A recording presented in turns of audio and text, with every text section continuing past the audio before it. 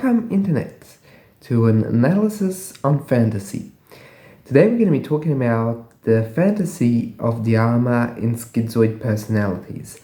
Now before we begin, I need to say that the analysis of fantasy isn't A diagnostic criteria, B, not everyone that has the fantasy I'm going to talk about today is part of that category, and likewise, not every schizoid person necessarily has this fantasy.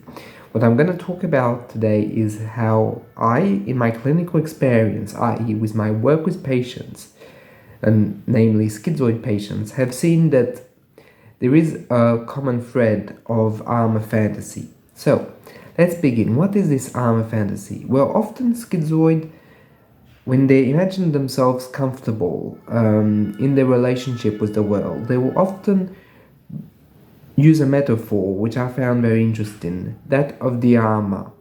So the details may vary. So it can be an armor like a plated armor, like the Middle Ages, right? But it can also be a bulletproof vest, that can be the Batman suit, and so on and so forth. And in all of these things, the idea behind it is to remain protected, to remain unhurt and undamaged by the outside world, i.e. something that they feel they can move in, not comfortably. It's often, they describe it as a bit uncomfortable, but it's secure in. It gives them a sense of security that they don't necessarily have on their own, which is something that is very important for them, as security is the fundamental key to their interactions and the ones that they can have with other people, as Eleanor Greenberg points out very well in her book concerning borderline narcissistic and schizoid adaptations, that the security is what is sought, and what better sense of security than that of the armor. So the armor is often conceived of as something that is impenetrable, that cannot be broken, or if it is broken, it has saved them. So here we have an element also, and it's very important, of the armor coming into contact with the skin. So here I'm going to be calling on the concept of the skin ego by Didier Anzieux, a French psychoanalyst, which basically defined that the child, their representations of their bodies, merges with the sense of self, i.e. that they have the experience of themselves through the skin, through maternal care, for the fact of being touched, from being loved, from being kissed, and from being tickled, and so on and so forth. And all that maternal care gives them a sense of self, and then afterwards it becomes a sense of ego.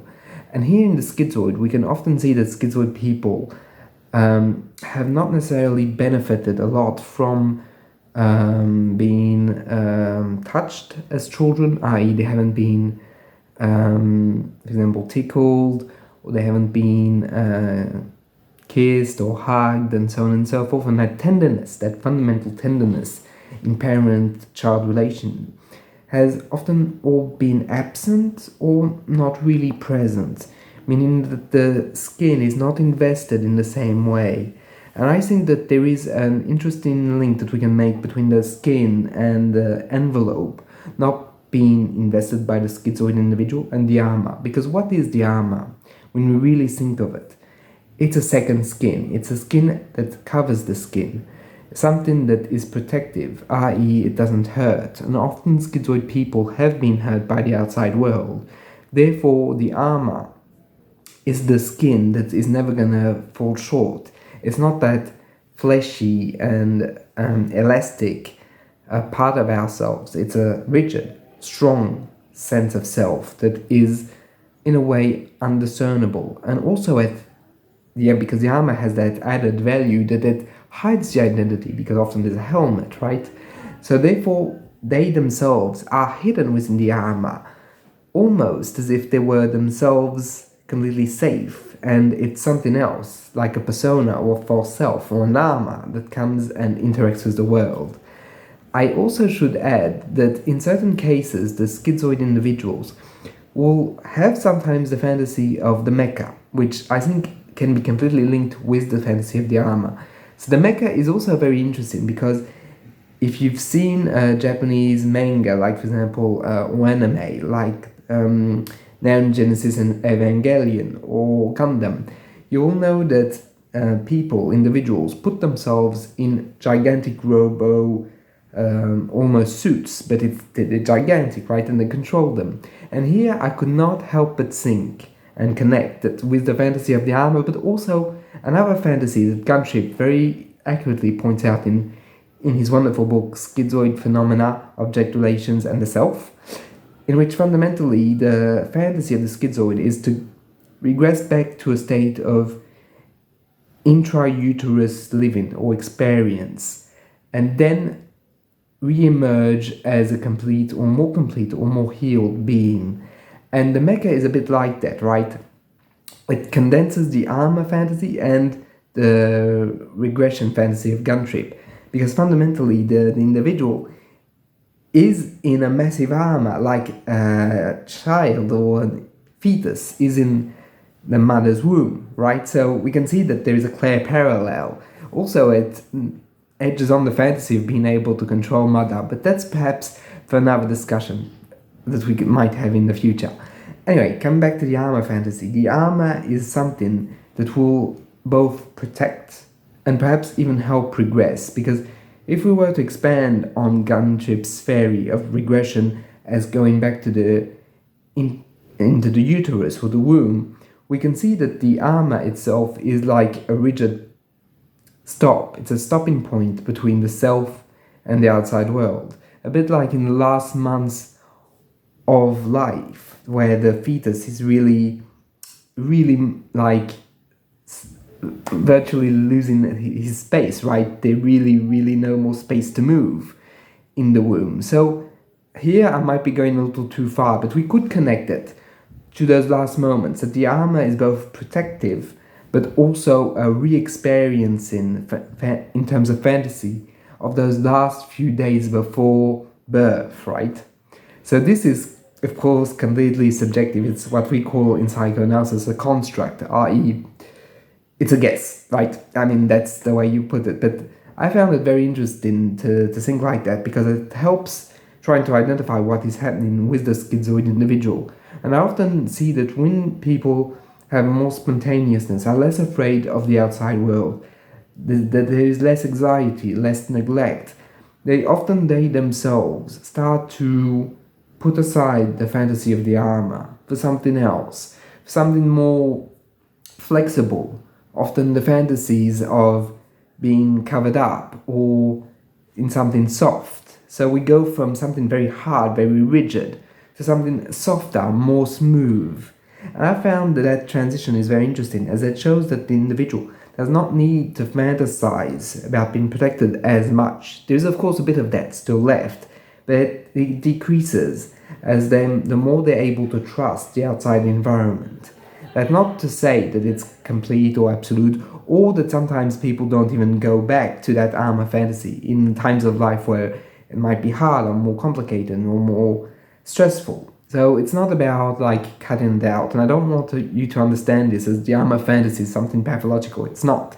I think it's something genuinely interesting, and perhaps a fantasy, an inner solution to an outside world problem, i.e. that the schizoid individual having to deal with the outside world, choosing to deal with the outside world, should I say, chooses to do so in a protective manner, that they are trying to interact in both to use their agency in the outside world, but also without hurting themselves, without sacrificing who they are at their core. Because that's what the armor does. It protects, but it also impedes because of the distance it creates, because of fundamentally the division between someone that's armored and someone that's not. I should also add that this armor fantasy can decline itself in many ways. Like, I used armor as the title, but it was just because that's the version I found the most frequent. But you can have the fantasy of tanks, you can have the fantasies of Mecha, and so on and so forth. So it's not, I don't want you to understand this as like a medieval armor, but more and really more like a carapace, something that protects, something that puts a layer between the self and the outside world, something that guarantees that there will be no more hurt again and again, and that basically the schizoid individual will be safe, that the hurt is going to end with the armor. Of course, this is a fantasy because the individual cannot guarantee that there will always be a safe space, but that fantasy is very important for schizoids because it gives them a feeling of inner safety within the outside environment. And often when schizoid people really feel comfortable with the therapist, they might even talk about how they love their clothes, that even in hot weathers they might keep long clothes on, like for example things that have sleeves when it's like hot outside, right? So there is also that whole aspect of the clothes itself being an armor for the schizoid individuals. And I think that comes down to basically feeling safe. And that safety is expressed through those fantasies and in behavior through the enjoyment of layers of clothes. So that's pretty much my take on it. I'm not saying that every schizoid individual has that, or that everyone that has an armor fantasy is a schizoid, but nevertheless I found it interesting to talk about it. I hope you liked this discussion, and I'll see you in the next one. Bye.